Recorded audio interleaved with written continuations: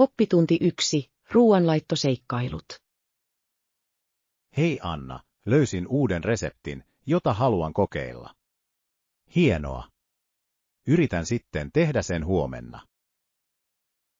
Hei John, kuulostaa jännittävältä. Mitä aiot kokata? Se on kotitekoinen lasagne. Olen kuullut, että se on herkullinen ja täydellinen perheen illalliselle. Lasagne on klassikko. Kerro minulle, kuinka se käy. Onko sinulla kaikki ainekset? Kyllä minä. Minun täytyy vain varmistaa, että minulla on tarpeeksi juustoa ja kastiketta. Ne ovat välttämättömiä. Aiotteko lisätä erityisiä ainesosia? Voisin laittaa pinaattiin lisää makua ja ravintoa. Se on upea idea. Se lisää mukavaa kosketusta. Mitä aiot palvella sen kanssa? Ajattelen yksinkertaista lisäsalaattia aterian tasapainottamiseksi. Oppitunti 2. Projektin suunnittelu. Huomenta Anna, sain juuri valmiiksi projektisuunnitelman, ja mielestäni se on erinomainen. Hei John, ihana kuulla. Kuulostaa siltä, että olet peittänyt kaikki perusteet. Kyllä, varmistin, että sisällytin aikataulut, resurssien allokoinnin ja mahdolliset haasteet. Vaikuttava. Yksityiskohtainen suunnitelma voi parantaa merkittävästi projektin tuloksia. Täsmälleen. Se auttaa pitämään kaikki linjassa ja tietoisina vastuistaan. Onko sinulla mielessäsi erityisiä strategioita mahdollisten haasteiden ratkaisemiseksi? Aion pitää säännöllisesti sisäänkirjautumisia ongelmien ratkaisemiseksi niiden ilmaantuessa. Se on fiksu lähestymistapa. Jatkuva viestintä voi todella auttaa pitämään projektin raiteilla. Täysin. Odotan innolla, miten kaikki etenee. Oppitunti 3. Fitness-rutiinisuositukset. Hei Anna, olen harkinnut kuntoilun aloittamista. Onko sinulla suosituksia? Hei John, se riippuu mieltymyksistäsi. Etsitkö jotain intensiivistä tai rennompaa? Haluaisin mieluummin jotain tasapainoista, joka sisältää sekä kardio- että voimaharjoituksia. Se on loistava valinta. Sekoitus voi parantaa yleiskuntoa. Kuinka monta päivää viikossa voit sitoutua? Pystyn toimimaan noin 4 päivänä viikossa keskittyen eri lihasryhmiin. Se kuulostaa tehokkaalta. Voisit tehdä voimaharjoittelua 2 päivänä ja kardiota 2 muuna päivänä. Täsmälleen. Haluan sisällyttää myös joitain joustavuusharjoituksia. Ne ovat niin tärkeitä palautumisen kannalta. Ehdottomasti. Jooga tai venyttely voivat todella parantaa joustavuuttasi ja auttaa estämään vammoja. Otan myös ne mukaan. Kiitos neuvoista. Oppitunti 4. Täydellisen kunnon ylläpitäminen. Huomenna Anna, opin äskettäin tavaroiden pitämisen tärkeydestä täydellisessä kunnossa. Hei John, tämä on mielenkiintoinen aihe. Millaisiin esineisiin viittaat? Puhun sekä henkilökohtaisista tavaroista että kodinkoneista. Niiden pitäminen hyvässä kunnossa voi pidentää niiden käyttöikää. Täysin. Säännöllinen huolto estää kalliit korjaukset. Onko kellään kokemusta asiasta? Kyllä, laiminlyin pyöräni jonkin aikaa, ja se vaati laajoja korjauksia. Se on valitettavaa. Minulla on samanlaisia kokemuksia kodinkoneista. On hämmästyttävää, kuinka pienet ongelmat voivat kärjistyä. Todellakin. Proaktiivinen pysyminen on avainasemassa. Mitä huoltovinkkejä suosittelette? Säännöllinen puhdistus ja oikea-aikainen huolto voivat tehdä ihmeitä. On myös hyödyllistä noudattaa valmistajan ohjeita. Hieno neuvo.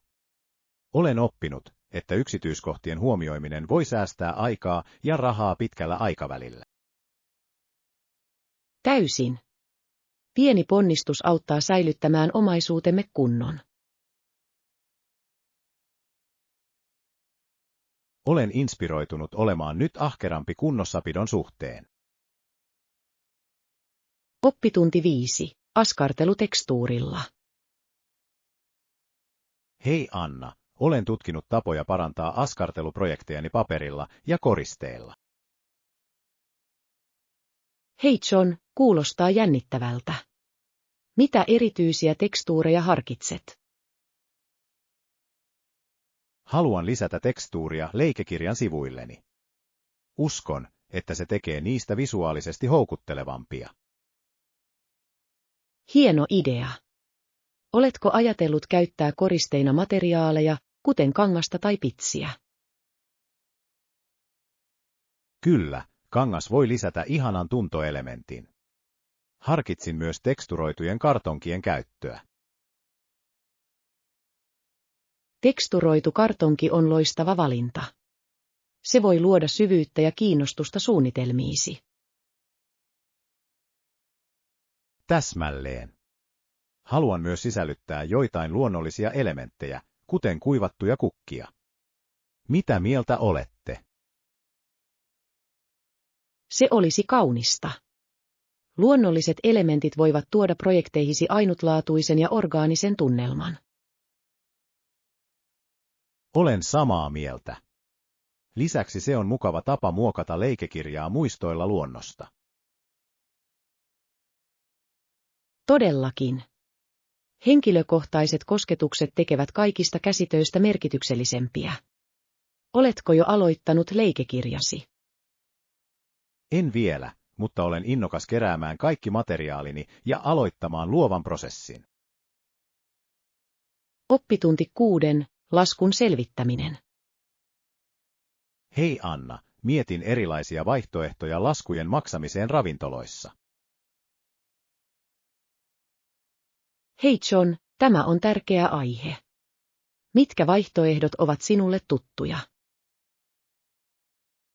Tiedän, että joissain paikoissa käy käteinen ja luottokortit. Onko muita menetelmiä?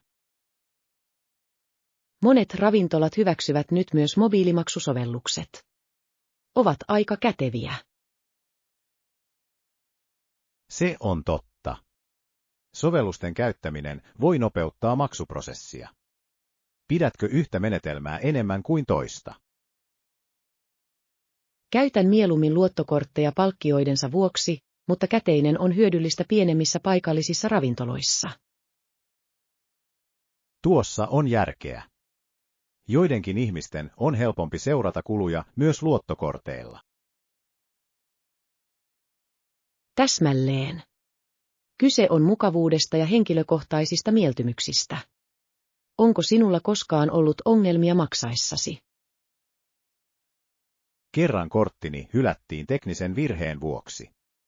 Se oli aika noloa. Voi ei. Se voi olla hankalaa. Varamaksuvaihtoehto on aina hyvä olla varmuuden vuoksi. Täysin. Olen oppinut kantamaan vähän käteistä mukana odottamattomia tilanteita varten. Oppitunti 7. Muotivalinnat pasteliväreissä. Huomenta Anna, etsin ehdotuksia pasteliväreistä mekkoon, jonka haluan ostaa. Hei John, pastelivärit ovat ihania. Millaista mekkoa harkitset? Ajattelen vaaleansinistä aalinjaista mekkoa. Uskon, että se olisi täydellinen kevääseen.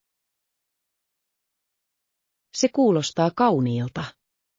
Vaaleansininen on niin raikas väri. Se sopisi moneen tilanteeseen.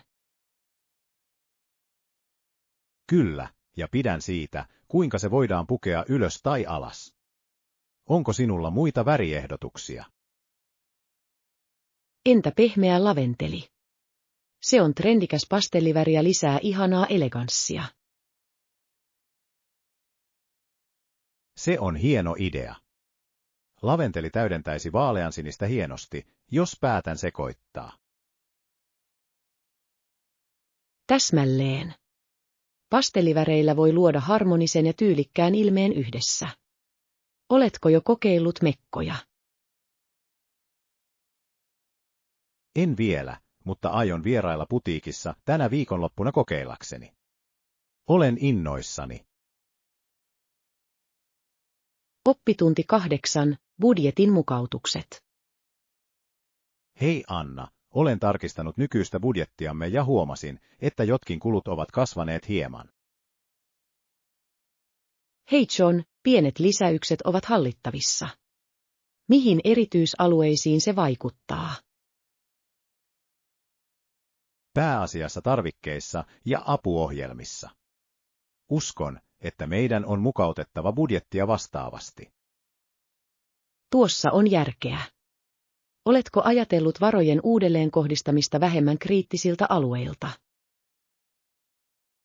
Kyllä, luulen, että voisimme vähentää harkinnanvaraisiin tuotteisiin liittyviä menoja. On tärkeää priorisoida välttämättömät menot. Täysin. Strateginen lähestymistapa voi auttaa meitä pysymään taloudellisten tavoitteidemme sisällä. Kuinka usein suosittelet budjetin tarkistamista? Suosittelen kuukausittaisia tarkastuksia varmistaaksemme, että olemme oikeilla jäljillä ja voimme tehdä muutoksia ajoissa. Se kuulostaa viisaalta. Säännölliset arvioinnit voivat auttaa meitä tunnistamaan trendit ja sopeutumaan ennakoivasti. Pitäisikö meidän mielestäsi ottaa tiimi mukaan tähän prosessiin? Tiimin osallistuminen voi tarjota arvokkaita oivalluksia ja edistää budjetin omistajuuden tunnetta. Oppitunti 9. Kohdistetun mainonnan voima. Hei Anna, olen tutkinut kohdistettujen mainosten käsitettä ja niiden tehokkuutta markkinoinnissa. Hei John, kohdistetut mainokset ovat tehokas työkalu. Ne auttavat yrityksiä tavoittamaan tietyt asiakassegmentit tehokkaammin. Täsmälleen. Analysoimalla asiakastietoja yritykset voivat räätälöidä viestinsä resonoimaan oikealle yleisölle.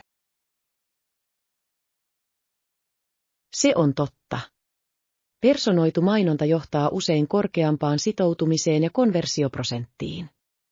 Oletko nähnyt esimerkkiä tästä toiminnassa? Kyllä, sain äskettäin mainoksia tuotteista, joita etsin verkossa. Se tuntui melkein älyttömältä. Siinä kohdistetun mainonnan kauneus. Se voi luoda saumattoman ostokokemuksen kuluttajille.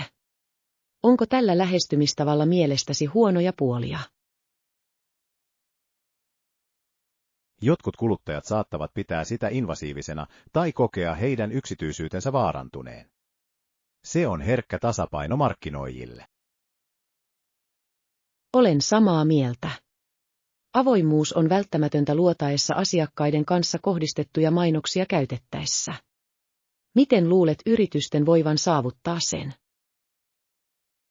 Yritykset voivat kunnioittaa kuluttajien mieltymyksiä ilmoittamalla selkeästi, kuinka tietoja käytetään ja tarjoamalla opt-out-vaihtoehtoja. Oppitunti 10. Hyvinvoinnin priorisointi. Hei Anna, olen viime aikoina miettinyt, kuinka tärkeää on priorisoida hyvinvointiamme. Hei John, tämä on tärkeä aihe. Mikä sai sinut keskittymään hyvinvointiin? Tajusin, että asetan usein muiden tarpeet omien edelle, mikä voi olla uuvuttavaa. Se on ymmärrettävää. Voi olla vaikeaa olla haluamatta ärsyttää ketään. Miten aiot tasapainottaa sen? Minusta rajojen asettaminen on tärkeää. Joskus kannattaa sanoa ei, eikö niin? Täysin. Ei sanominen voi itse asiassa johtaa terveellisempään ihmissuhteeseen pitkällä aikavälillä. Täsmälleen. Haluan varmistaa, että olen henkisesti ja fyysisesti terve. Oletko löytänyt tehokkaita tapoja priorisoida hyvinvointiasi? Kyllä, harjoittelen mindfulnessia ja pidän taukoja latautuakseni. Sillä on merkittävä ero. Se kuulostaa hyödylliseltä. Voisin yrittää sisällyttää joitain mindfulness-harjoituksia rutiiniini. Ehdottomasti. Sen avulla voit saada yhteyden itseesi ja vähentää stressiä.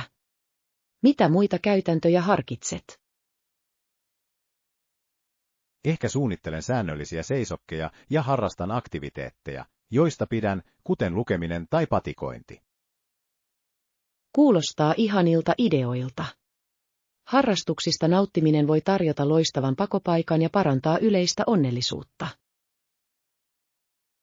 Olen innoissani voidessani toteuttaa nämä muutokset ja keskittyä enemmän hyvinvointiini. Oppitunti 11. Sitoutuminen ja muistojen luominen. Aamulla Anna, mietin, kuinka tärkeää on viettää aikaa rakkaiden kanssa yhdistääkseni ja luodaksesi muistoja. Hei John, tuo on niin kaunis ajatus. Mikä herätti tämän pohdiskelun? Osallistuin äskettäin perhejuhliin, ja se muistutti minua siitä, kuinka erityisiä nuo hetket ovat. Täysin. Perhetapaamiset luovat kestäviä yhteyksiä. Millainen tunnelma kokouksessa oli? Se oli eloisaa ja täynnä naurua. Kaikki jakoivat tarinoita, mikä oli sydäntä lämmittävää. Se kuulostaa upealta. Tarinoiden jakaminen voi todella vahvistaa siteitä ja luoda yhteenkuuluvuuden tunnetta. Kyllä. Se on myös aikaa, jolloin me kaikki kokoontumme juhlimaan ainutlaatuisia kokemuksiamme. Täsmälleen. Onko sinulla suunnitteilla tulevia kokoontumisia tai tapahtumia? Kyllä, suunnittelemme pian viikonloppugrilliä. Odotan sitä innolla. Se on jännittävää. Grillit sopivat erinomaisesti herkullisen ruuan ja hyvien keskustelujen pariin. En malta odottaa, että pääsen luomaan lisää muistoja perheeni kanssa. Oppitunti 12. Hauskaa ystävien kanssa. Hei Anna, olen ajatellut, kuinka hauskaa on vain työskennellä ja viettää aikaa ystävien kanssa. Hei John, kuulostaa ihanalta. Mitä tykkäät tehdä ystäviesi kanssa? Meillä on usein peliiltoja tai käydään ulkona syömässä. Se on loistava tapa rentoutua kiireisen viikon jälkeen. Kuulostaa hurjalta.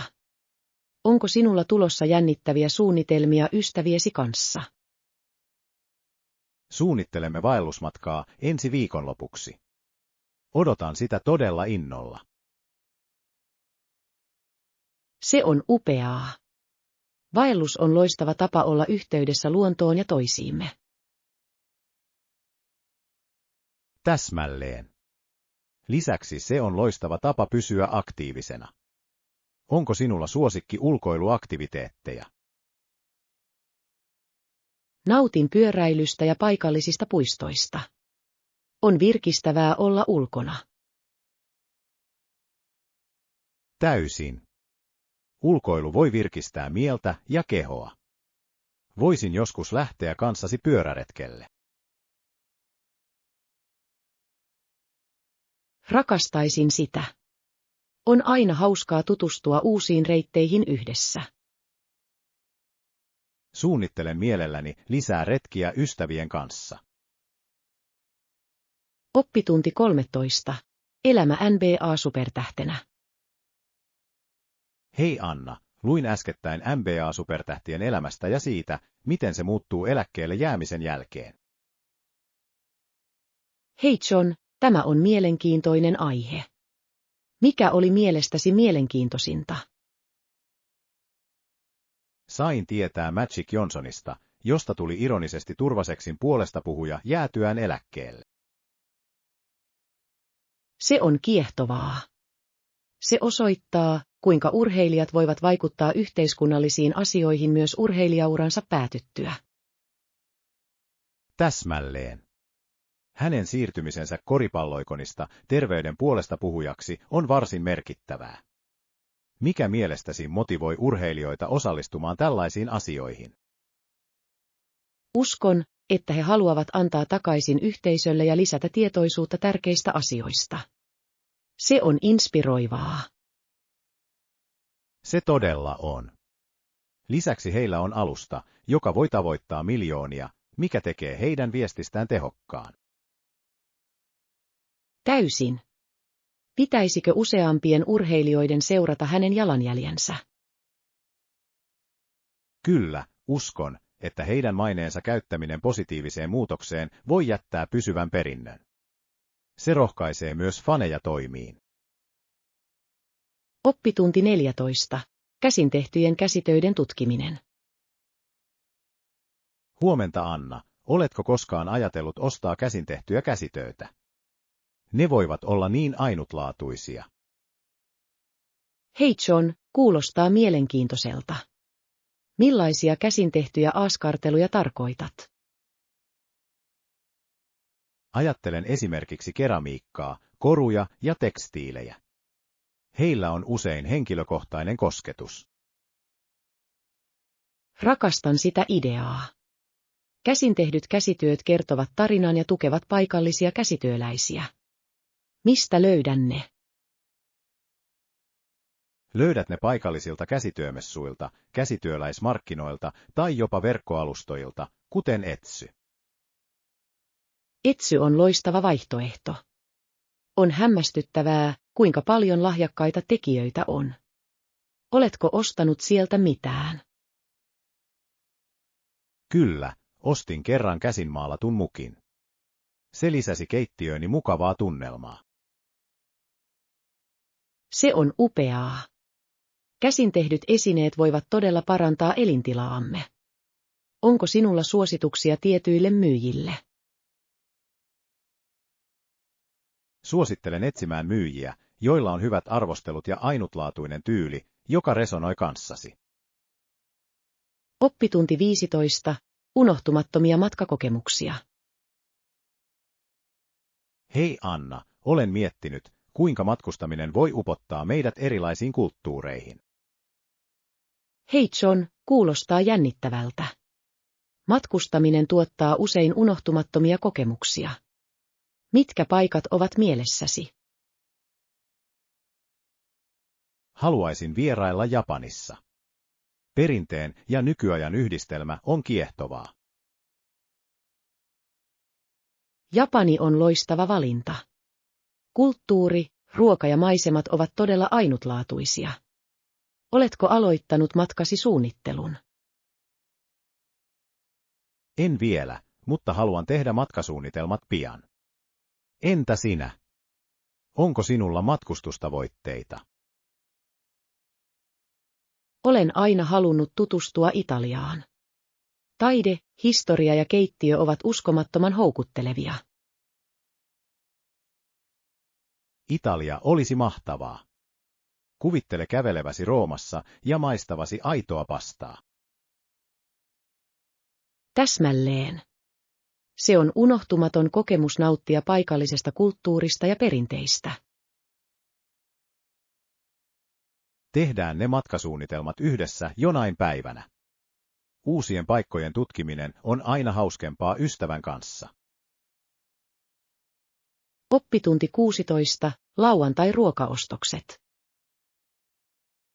Hei Anna, oletko huomannut kuinka ruuhkainen ruokakauppa on lauantaisin? Hei John, kyllä, se on aina vilkasta.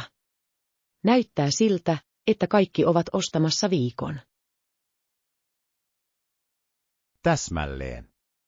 Useimmat lapset odottavat lauantaita innolla, koska se tarkoittaa usein perheretkiä tai hauskoja aktiviteetteja. Se on totta. Se on heille kuin minijuhla pitkän kouluviikon jälkeen. Muistatko, mitä nautit lauantaisin tekemisestä lapsena? Rakastin käydä kaupassa vanhempieni kanssa ja valita välipaloja. Se tuntui seikkailulta. Voin samaistua. Oli aina jännittävää auttaa ostoslistan tekemisessä ja herkkujen valinnassa. Kyllä. Nuo pienet hetket saivat ruokaostokset tuntumaan erityiseltä. Luuletko, että lapsilla on vielä nykyäänkin jännitystä? Uskon, että se tekee, varsinkin jos vanhemmat tekevät siitä hauskan kokemuksen. Ehkä antamalla heidän valita uusi tuote kokeiltavaksi. Se on hieno idea. Päivittäistä varaostosten tekeminen interaktiiviseksi voisi edistää positiivista suhdetta ruokaan. Oppitunti 17. Historialliset hahmot Kanadan historiassa. Huomenta Anna, olen lukenut kenraali Isaac Brockista ja hänen yhteydestään Kanadan historiaan. Hei John, kuulostaa kiehtovalta. Mitä olet löytänyt hänestä? Hänellä oli tärkeä rooli vuoden 1812 sodassa, ja hän auttoi puolustamaan Kanadaa amerikkalaisjoukkoja vastaan. Kyllä, muistan kuulleeni hänestä. Hänen johtajuutensa oli siihen aikaan ratkaisevaa. Onko häneen liittyviä historiallisia kohteita? Täysin. Läheisessä Kenstonissa, jossa hän taisteli, on historiallisia taloja, jotka juhlivat hänen perintöään. Se on uskomatonta. Uskon, että Laura Secord on myös tärkeä hahmo, joka liittyy tuohon historiaan, eikö niin? Täsmälleen. Hänet tunnetaan rohkeasta matkastaan varoittaa brittijoukkoja uhkaavasta amerikkalaishyökkäyksestä. Mikä rohkea teko! On hämmästyttävää, kuinka nämä historialliset henkilöt vaikuttivat Kanadan muotoutumiseen. Kyllä, heidän tarinansa muistuttavat meitä kansakuntamme vapauden puolesta tehdyistä uhrauksista. Meidän pitäisi ehdottomasti käydä noissa historiallisissa paikoissa joskus. Oppitunti 18. Keräilijät ja heidän aarteensa. Hei Anna, olen tutkinut keräilijöiden maailmaa ja heidän arvostettuaan ainutlaatuisia esineitä. Hei John, kuulostaa mielenkiintoiselta. Millaisista esineistä keräilijät ovat yleensä intohimoisia? Olen tavannut veitsien, tulosteiden ja muiden muistoesineiden kerääjiä, jotka usein koristavat Pohjois-Amerikan koteja. Se on mielenkiintoista. Keräily voi olla kiehtova harrastus, varsinkin kun se liittyy henkilökohtaiseen historiaan tai kulttuuriin.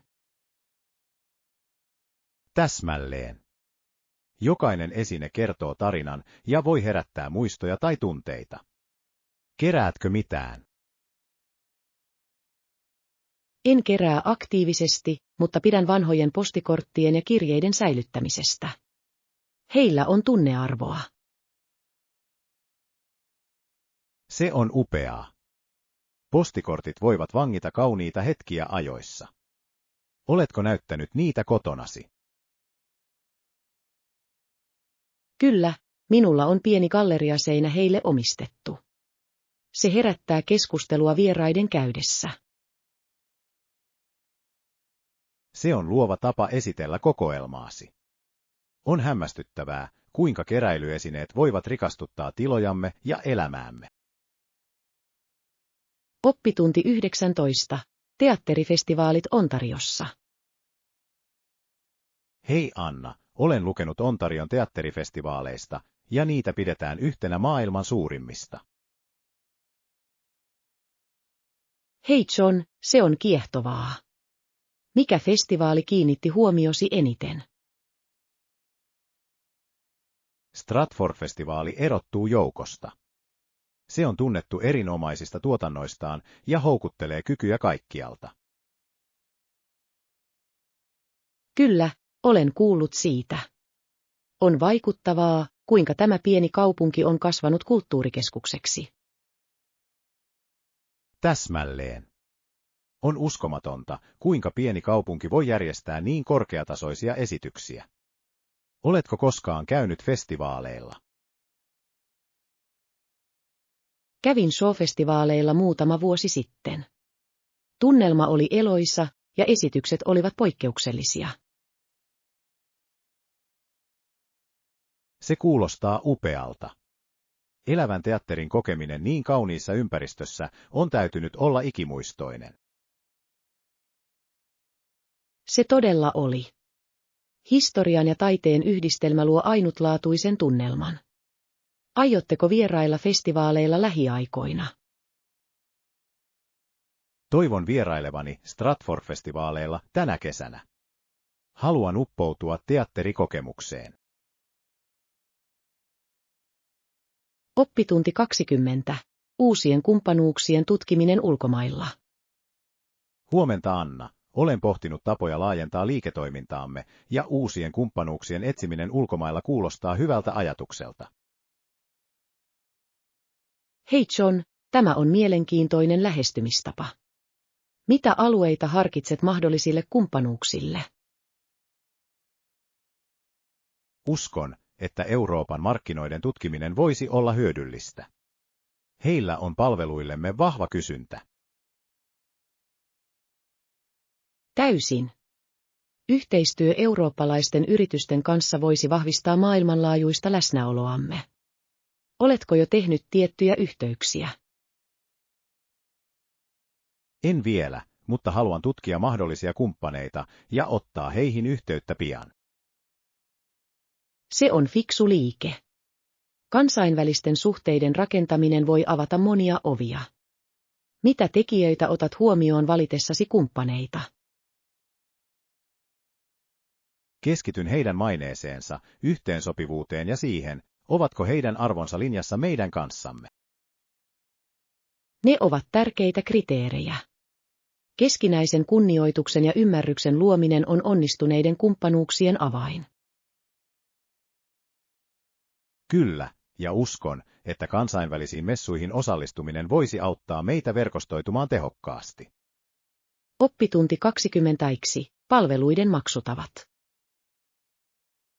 Hei Anna, olen tarkistanut palvelumaksutapojamme ja huomasin, että jotkut vaativat ennakkomaksun, kun taas toiset sallivat maksamisen saapumisen yhteydessä. Hei John, tämä on tärkeä ero.